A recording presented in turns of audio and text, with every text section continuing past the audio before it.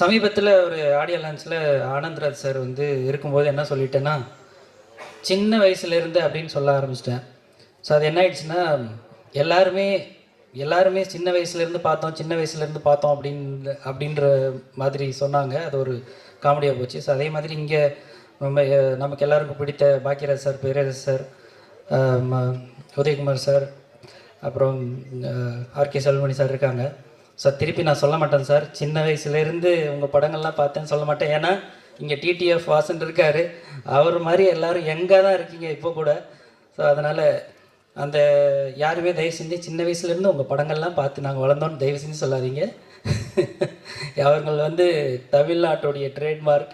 So அவர்கள் படங்கள் இல்லாமல் தமிழ் சினிமா இந்த அளவுக்கு கடந்து வந்திருக்காது. ஸோ அவர்களுக்கும் இந்த விழாவிற்கு சிறப்பு விருந்தினராக வந்த அவர்களுக்கும் என்னுடைய மனமார்ந்த நன்றிகள். ஸோ டிடிஎஃப் வாசன் முதல் அடி